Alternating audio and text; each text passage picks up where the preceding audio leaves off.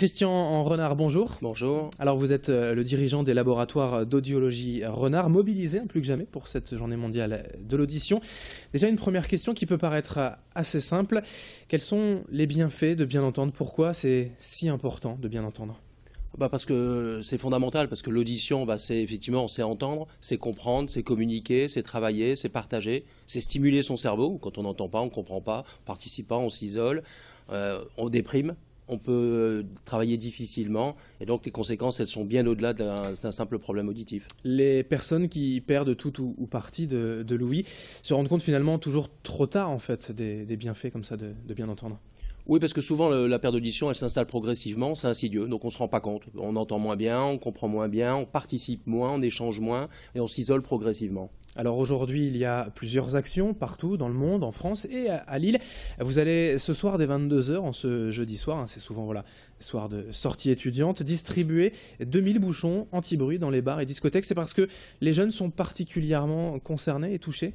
Oui, tout à fait. Et donc, nous, on se réjouit évidemment comme professionnels de cette journée nationale de l'audition parce que c'est l'occasion de faire ce qu'on fait en fait toute l'année comme professionnels, mais là d'aller vers le grand public, vers vous, pour sensibiliser aux problèmes auditifs. Et ce soir, effectivement, nous allons distribuer 2000 paires de bouchons anti-bruit à des jeunes en sortie discothèque, de bars, de boîtes de nuit, des gens qui sont exposés au bruit, qui ne font pas nécessairement attention à leur audition et qu'on va sensibiliser par ce biais-là. Le danger, ce sont donc les sorties, bars, discothèques, mais aussi les casques audio quand l'on écoute de la musique, et être vigilant au volume sonore. Oui, c'est tout ce qui va donner une dose de bruit excessive, qu'elle soit en champ libre, quand vous êtes dans un bar, dans une boîte de nuit, ou quand vous utilisez un système autonome, un casque, des oreillettes, où vous mettez des niveaux de bruit qui sont à la fois trop élevés sur des durées trop prolongées.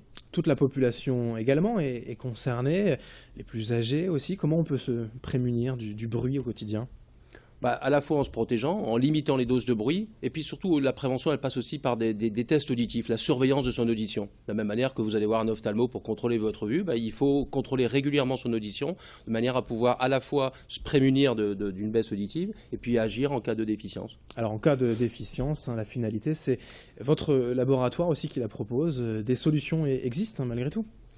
Elles existaient déjà depuis très longtemps, les aides auditives, ça fait des décennies que c'est utilisé. L'évolution, elle est très importante et récemment, depuis une quinzaine d'années, on utilise aujourd'hui des aides auditives qui sont ultra miniaturisées, c'est 2 cm, c'est 2 grammes, et c'est surtout bourré d'électronique. Ce sont des microprocesseurs qui aujourd'hui font plusieurs millions de calculs par seconde et qui s'adaptent à la fois à la perte auditive et aux conditions d'exposition. Merci Christian Renard d'être venu sur ce plateau ce matin des laboratoires d'audiologie Renard pour nous parler de cette journée nationale de l'audition dont on va continuer de reparler sur Grand Lille TV. Merci à vous.